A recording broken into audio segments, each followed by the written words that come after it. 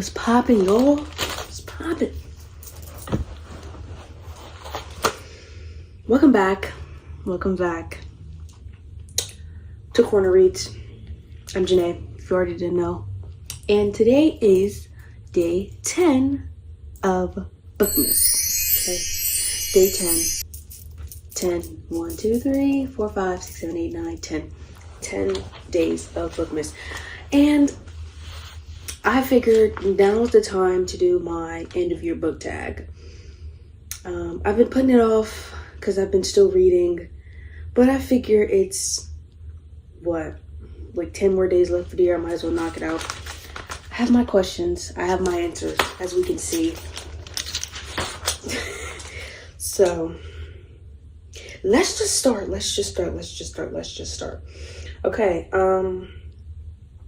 I'm gonna go out of order. I don't like going in order. But number one.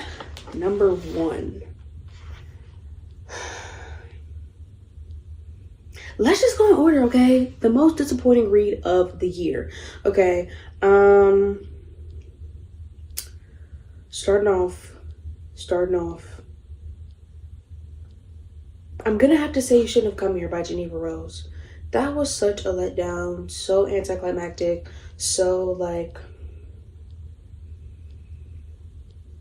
warped perception. I feel like it could have gone a lot of different ways. I didn't really enjoy that one. I was ready for it to be over.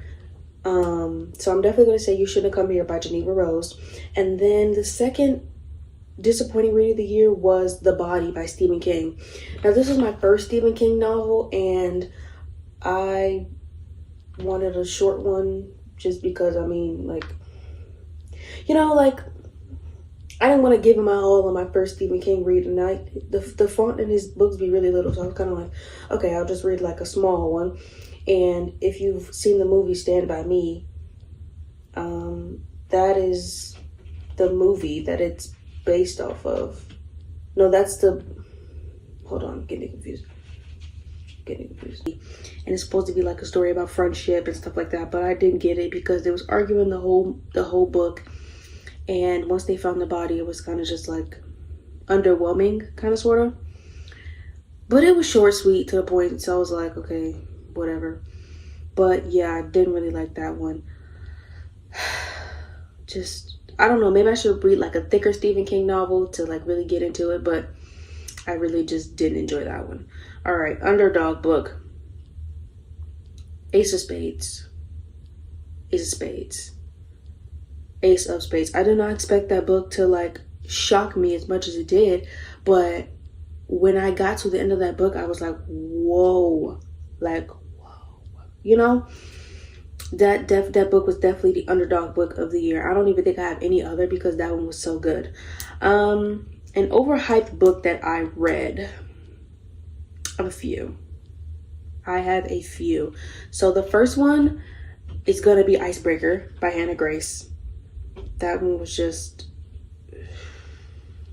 Now, some of these overhyped books be deserving the hype, but I don't think that book deserved the hype that it got, because it was just like, all right, you know. The second book, well, it's multiples, but the second book is the Twisted series. Like every single one of them, they were super overhyped, super like no substance. Well, the first one had a plot. The others after that were just kind of like a lot of pages for no reason. So I definitely say the Twisted series by Anna Huang was definitely overhyped. And Beach Read by Emily Henry. Now, I say Beach Read for last because I feel like Beach Read deserved the hype that it got. It was really good. It flowed. It was a beautiful story. So, overhyped, yes. Does it deserve the hype? Also, yes. The other ones I mentioned, no, did not deserve the hype. Moving on. A book that surprised me. Okay, there's this book I read. It was called Razorblade Tears by S.A. Cosby. Dude. So basically it was about these two dads who were avenging the death of their sons, and their sons happened to be married to each other, and they end up getting killed by people who were like homophobic and stuff like that, and they went to avenge their deaths, and it was just like, I was kind of shocked. It was just like it was a beautiful story. I was just like, dang, I didn't expect it from this, but I just picked it up because the title said Razor Blade Tears. I was like, okay, let's see what this is working with. And it actually shocked me. So that was definitely one of the books that surprised me this year. And also, the book Dreamland by Nicholas Sparks, like I said in my previous videos, it's not what I expected from a Nicholas Sparks novel. So I was kind of like really shocked when I got to the ending of that book. And when it got to the plot twist, I was kind of like, oh. We're not going to get into that one too much because I already talked about that book. Okay, the next one is favorite book couples of the year. Okay, so I did read Real by Kennedy Ryan and Canon and Neva. That was definitely the first one that popped into my head when I saw this question. And even though it was I think it was like an 7-year age gap between them two, I still liked them. They were cool. I liked them a lot. Canon and Neva for sure. And then True and Hope from Every Breath by Nicholas Sparks. Yeah, if you read Every Breath by Nicholas Sparks, the fact that they found their way back to each other after like 30 something years and they still had love for each other in their hearts, I was just like, this is beautiful. Like, this is like, you guys really are made in the stars for each other. And yeah, definitely True and Hope for sure. Canon and Neva. There's another couple in A Holly Jolly Ever After, Caleb and Winnie. I really like them. Their couple. Who else did I like? I think those are like my top three for sure. Favorite main characters of the year. Okay, so there's a few. So I read A Little Light by Hanya Yanagara. Jude, for sure. Jude is for sure one of my favorite main characters of this year. Willem. Okay, Willem for sure. JB, Malcolm. Which are the other two characters? I don't know about those if they're my favorite because, well, Jude made a lasting impression on me. Willem made a lasting impression on me for sure. So those are two of my favorite main characters of that book. Who else? I'm really bad with names, you guys. I'm really, really bad with names. Happy Place. I liked Harriet. She was funny. She was very funny. Who else did I like? I can't think of anybody right now, but Neva from Real, definitely her.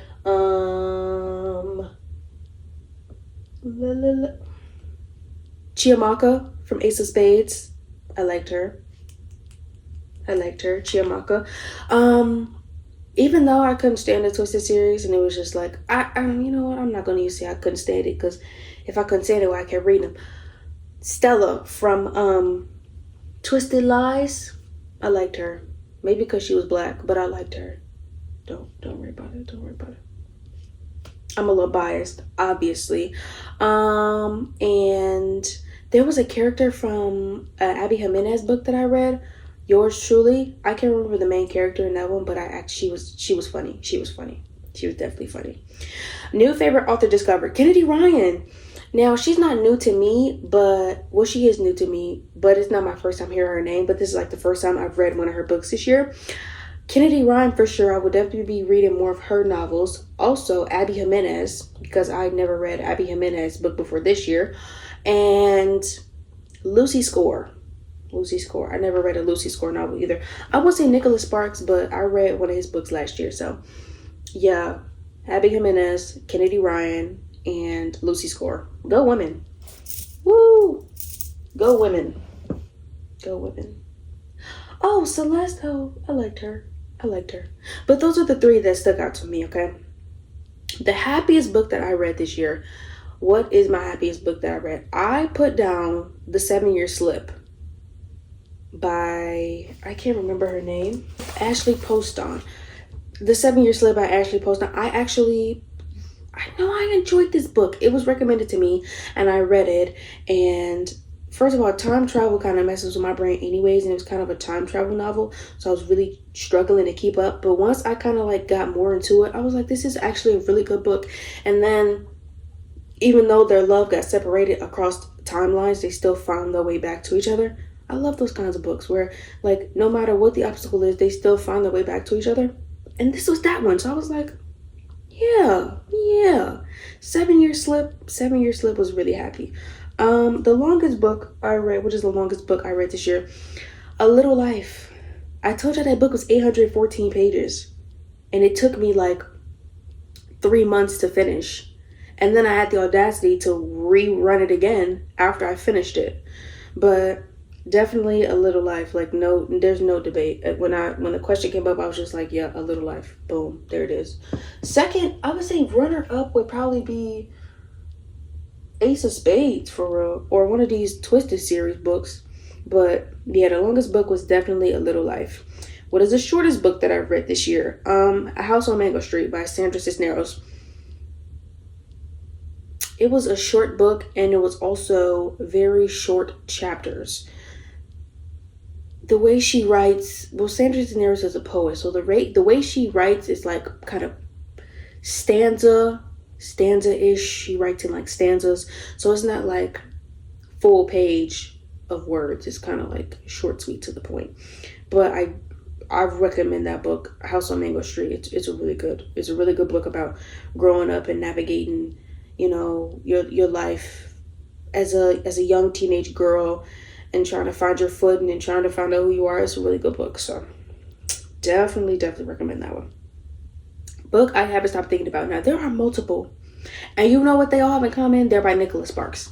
Dreamland, The Wish, Every Breath. And those are the only 3 Nicholas Sparks novels I read, but they're all stuck in my head to this day. But The Wish is actually, that's heartbreaking. Those, as well as A Little Life, as well as I feel like those are it. Any Nicholas Sparks novel I've read, it definitely stuck with me. A Little Life, Ace of Spades for sure. The First to Die at the End. If I look at it and I'm like, oh, The First to Die at the End, those books, I kind of, if they change my perspective on life, they're gonna stick with me. So those are definitely the ones that I have not stopped thinking about. Sorry. What is the most unique concept I've ever read? I'd say If You Could See the Sun by Anne Liang. Basically, it's about a girl who goes to this prestigious academy, and her parents can't afford her tuition anymore, so they're kind of like, we're gonna have to pull you out of school.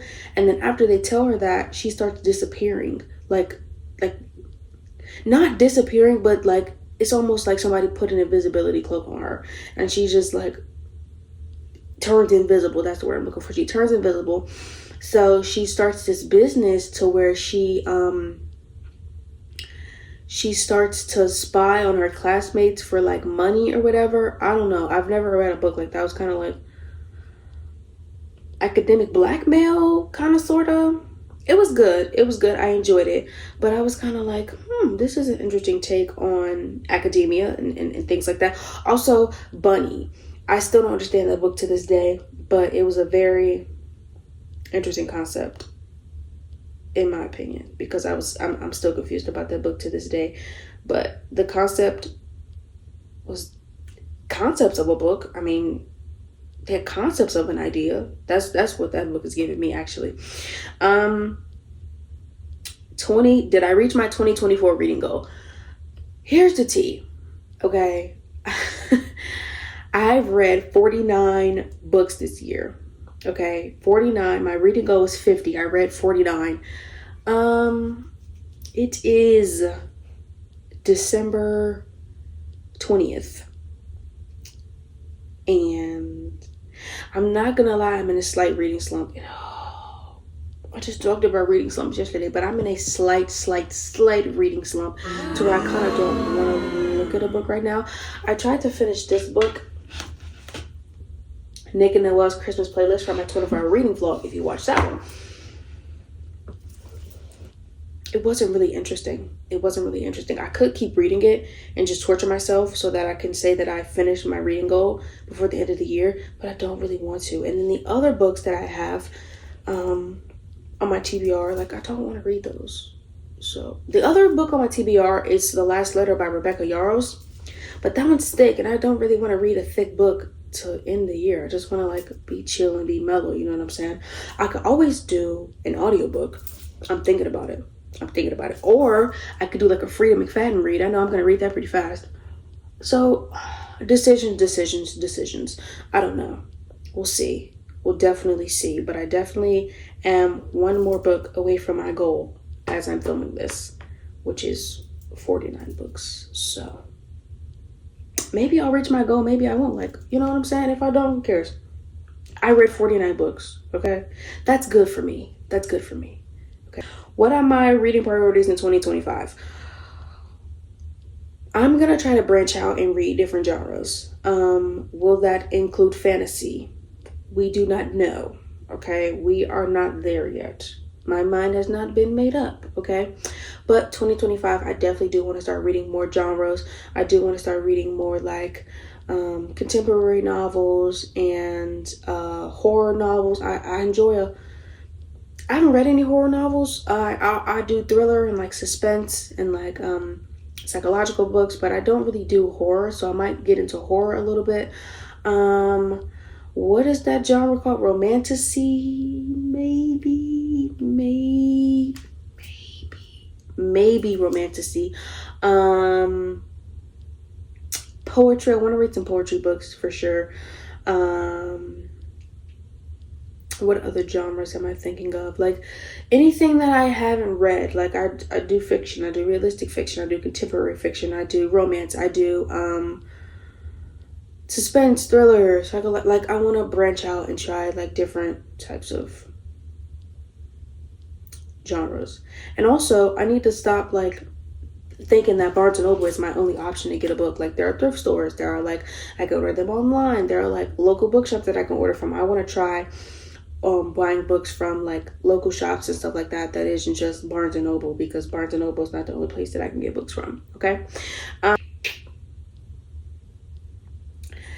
I wrote down 60 books as in like my reading goal for 2025. I don't know how I'm feeling right now. I gotta feel a vibe for 2025 to see if I want to read 60 books next year. I was gonna say 65, but I'm like, slow your roll. Let's just up it by 10 or by 5, like 55 to 60 books. I feel like I should be good. But I don't think, should I set a goal? I'm gonna shoot for 55 next year. We'll see what happens, because I don't know, guys. I really don't know. What other questions haven't I asked? I feel like, what is my most frustrating book? 5 Total Strangers. Easy. What was my cringiest read? Now that one was hard, because I don't think I had any cringy reads, bro. It'd probably be this one, but I didn't finish it. Nick and Noah's Christmas Playlist. I didn't finish it. I was kind of just like, yeah, that one was cringy. That's probably why I didn't finish it. Not gonna lie. Unpopular book that I loved. Unpopular. I don't think I read any unpopular books.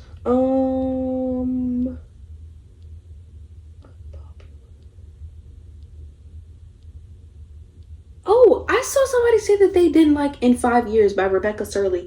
I enjoyed that book. Somebody said it was boring, that they DNF'd it, and I was like, what?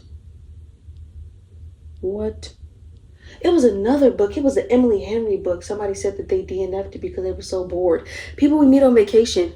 I like that book. You just got to give books a chance. If I read from the author and I know that they're going to give me a good story, I'm going to give it a chance. And that's probably why I gave People We Meet on Vacation a chance, because it wasn't my first Emily Henry novel. I don't know. But yes. Did I miss any questions? That is my end of year book tag. All right. Thank you for tuning in for day 10 of Bookmas. We have 2 more days to go. Thank you for being here. Thank you for letting me take up your time. And I, hopefully, I can't force you to be here, but I hope I see you tomorrow. Bye.